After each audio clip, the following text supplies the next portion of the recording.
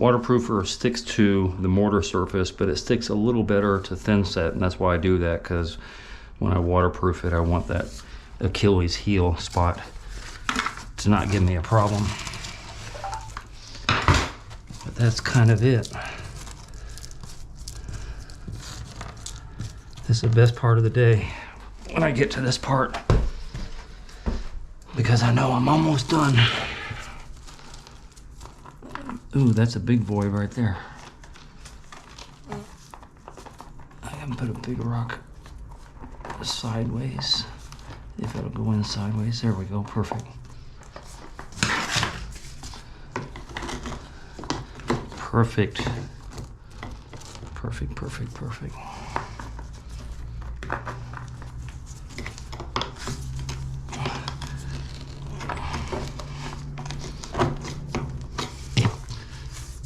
Perfect. Love that.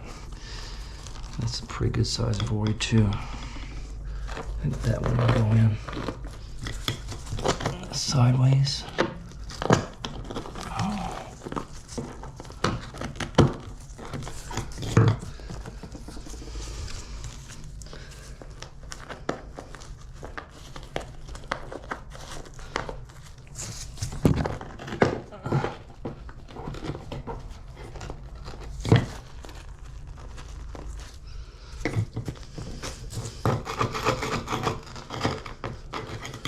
That'll work.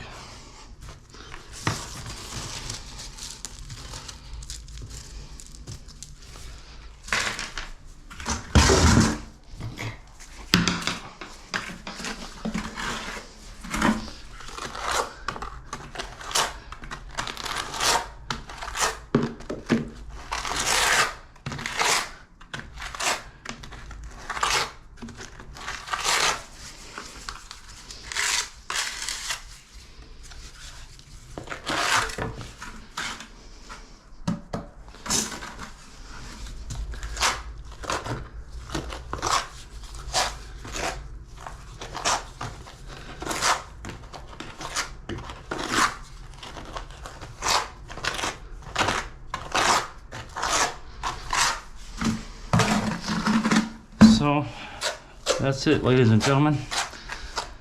That's how to prep a shower for tile, except for the red guard that's going to go on tomorrow.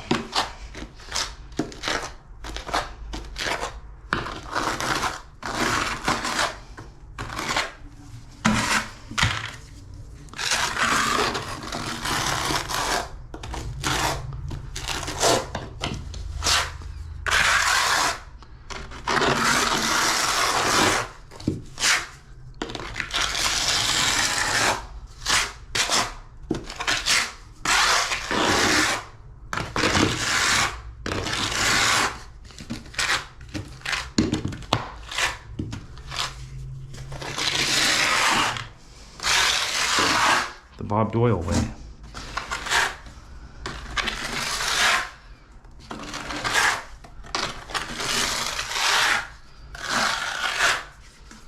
There's a lot of products out there to make every process of what you're doing easier. From the Flow Effects drain, which I think is silly, but some people like it, to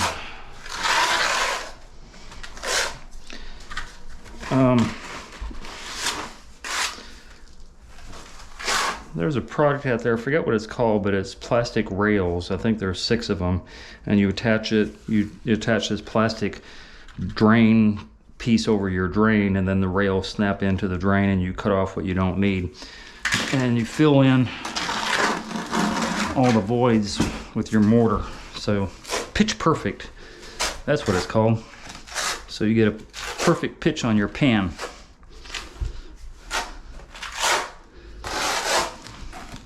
Anything that makes your life easier, where there's a product involved, by all means.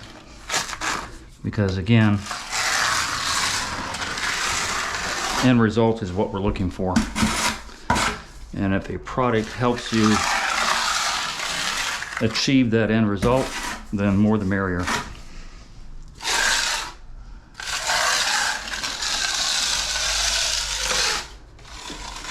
I've just never found too many products that would help me.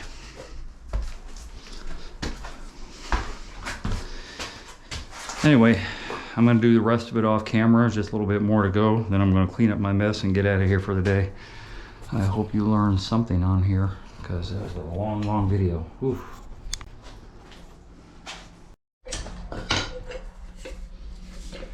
Had a little faux going on with my caulking. All of it in the nozzle. Got gooped up. So I had to cut back until I can get some clean caulking going on. This is what I do to waterproof. Because I always felt like this area was Achilles heel.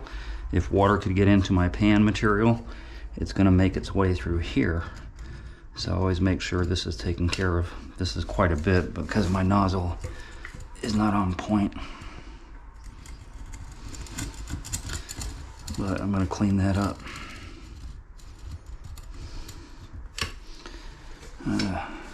More than enough.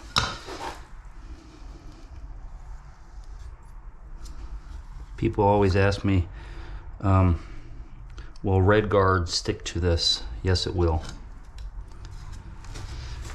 And sometimes I do it the other way. Sometimes I'll hit it with Red Guard right up under the drain first with a brush, and then after the Red Guard, then I'll put this on and then overlap it with Red Guard.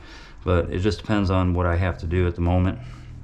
If I have time to kill like I do now, I'm just gonna go ahead and do the caulking now. Because while all this is drying, all my walls are drying, this could be drying too. So it just kind of expedites the whole process. And you notice that I'm screeding it out flat onto the floor.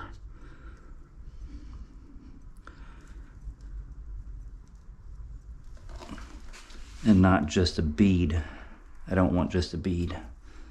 And then if I see if there's any gaps in there, I fill the gaps too. So a bead is not what you're looking for. You're looking for it to be both up under the drain and onto the floor proper. And if you see any type of gaps going on, fill those gaps in. I'm running out of fingers.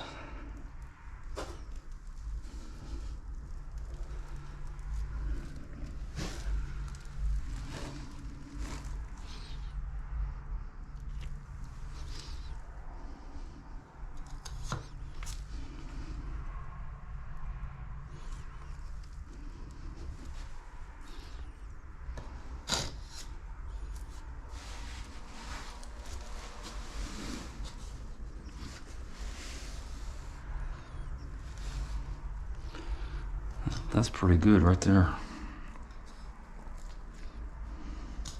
The Achilles heel, as I said, is going to be the drain, which is why I take a little extra time to put the caulking up under there.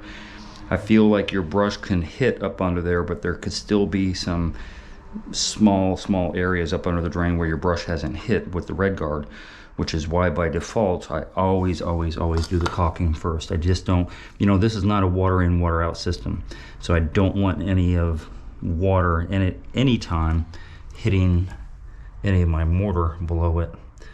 And this is why I take care of this possible failure area.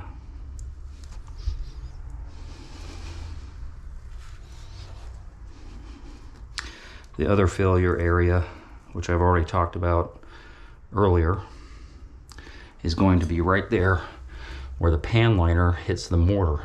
And in this case, where the pan liner hits the mortar and my thin set. So that's possible ingress. And so for that reason, some people are like, can I run a bead of caulking along there too? Absolutely you can. But by the time I hit this with my 5-inch brush, I'm gonna hit the bottom of the wallboard, I'm gonna hit the pan liner and this area. It's gonna be bam, right inside of there. You'll see it later on. And then the whole thing is monolithically waterproof. And I have no compunction about doing it this way whatsoever.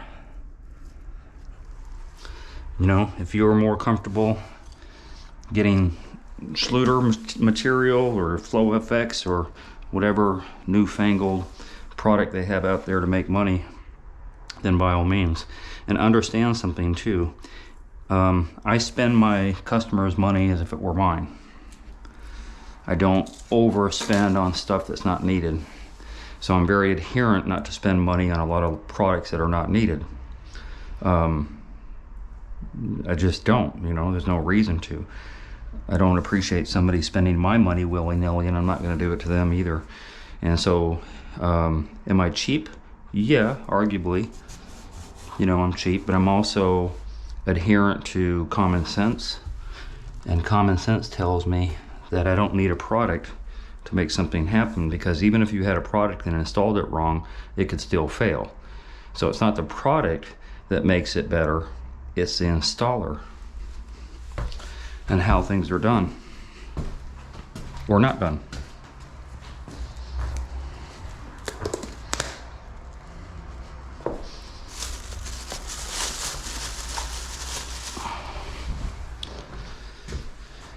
And now a fan goes on it. This thing is useless to me anymore. I'm not gonna be able to use this again. I'm gonna throw this away too. Now the fan goes on it for the next however long, hour, hour and a half, 2 hours, or the rest of the day, so I'm not in a hurry. Another 4 or 5 hours I have anyway. Then I can go forward with red guarding everything.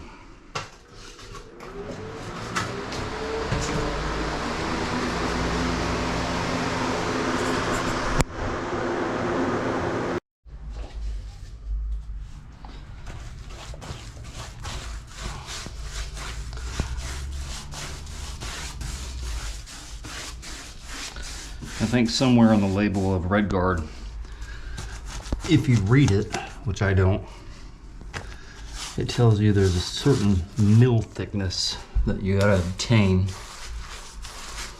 in order for things to be waterproof. And there's other guys on YouTube who do experiments based on the directions that are also on the label of RedGuard. And if they follow those rules, they fail the experiment. Because with that mil thickness, they're trying to get it into one coat, or maybe 2 coats, I don't know. Sometimes my eyes glaze over when I see those guys doing experiments, trying to do everything right. The book soldiers do it exactly by the rules.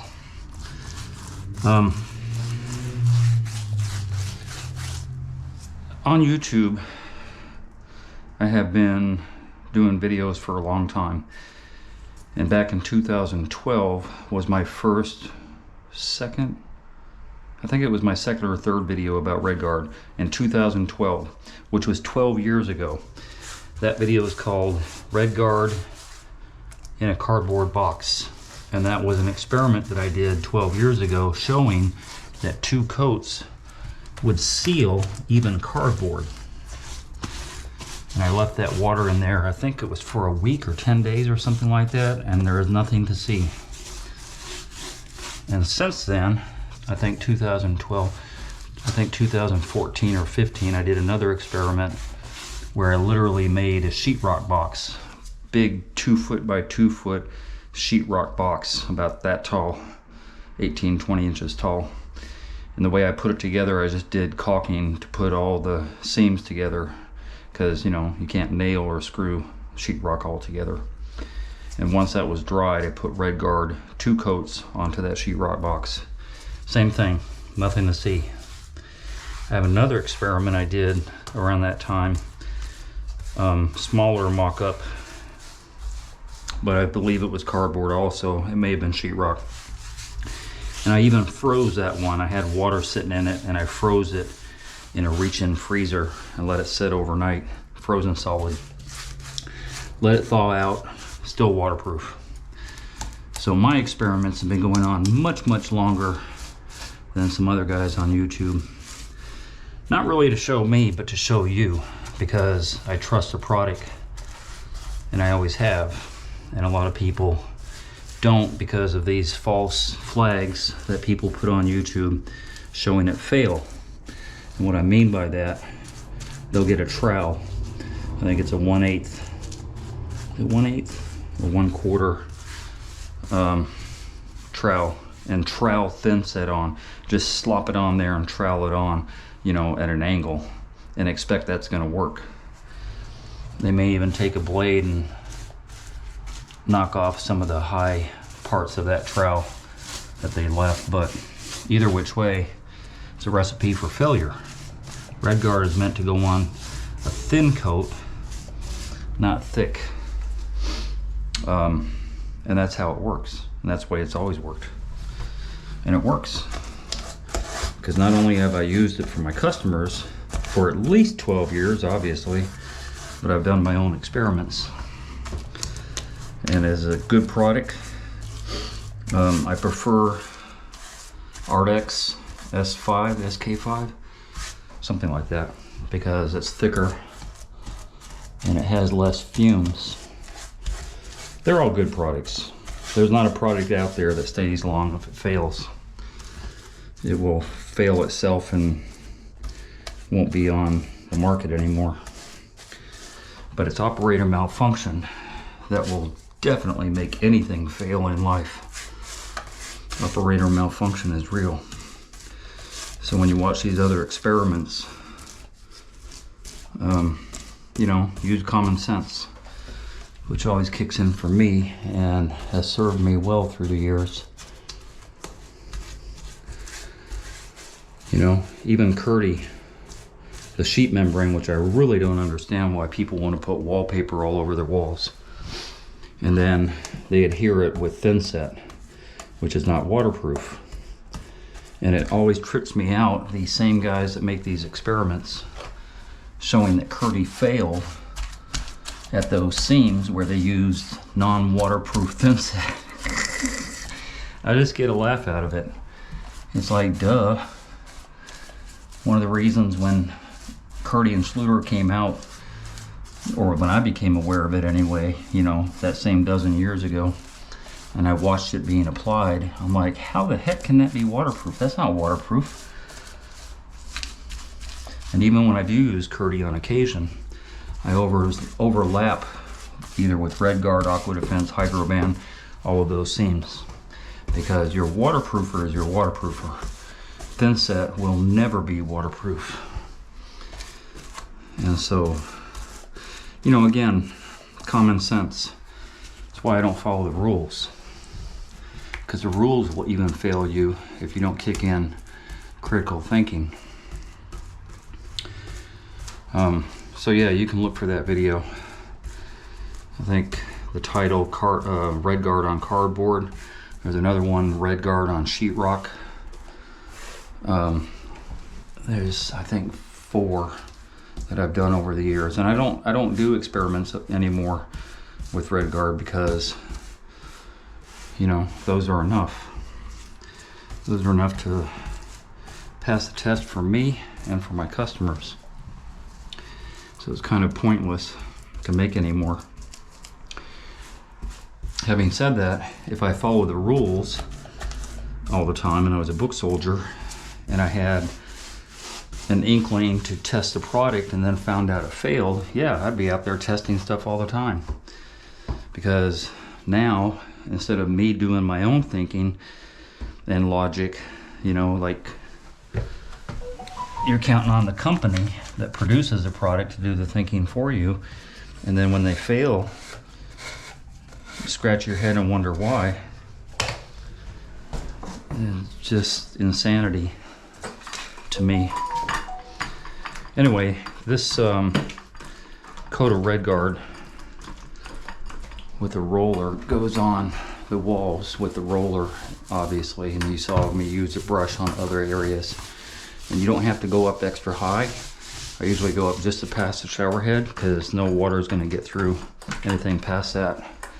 So it's not doing any good past this point here. And honestly, it's not doing any good anyway. Walls don't fail. If I left this shower alone the way it is now and started applying tile, I'll never hear back from my customer until they're ready for another renovation. Walls don't fail. We don't need to do this. Everything that fails on your shower, ankle below. Everything that fails on your shower is ankle below. It's not on here. So that everybody's going crazy the last dozen years waterproofing everything in a shower is okay. I don't mind doing it.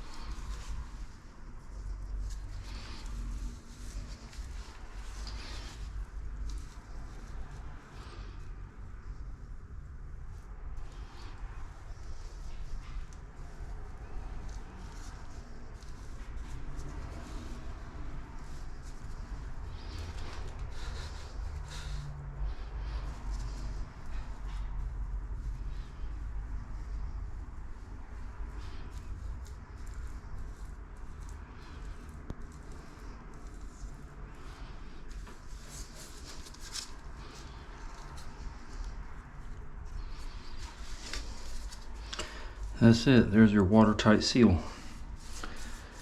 Basically a Bob version of Flow Effects drain, because you are golden at this point.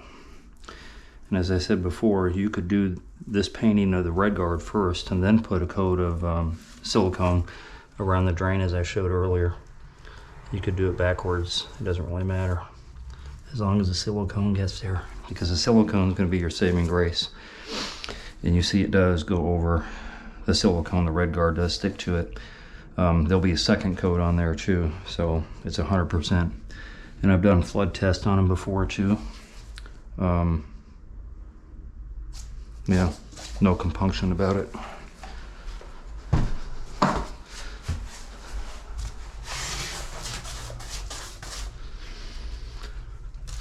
The mantra that I live by on every shower I build, that your shower is functional before any tile.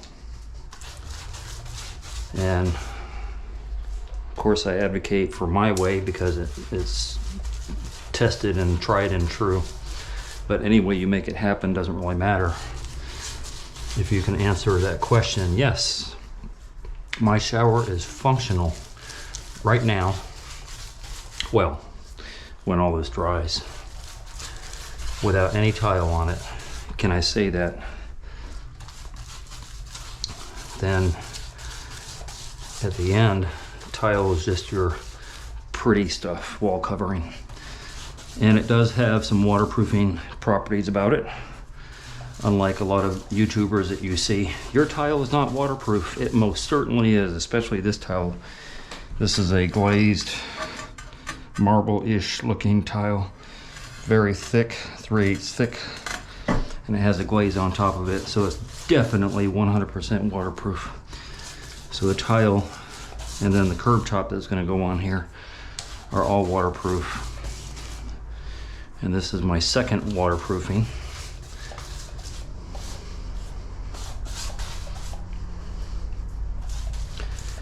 And if all else fails, I have a pan liner underneath, but that will never kick in.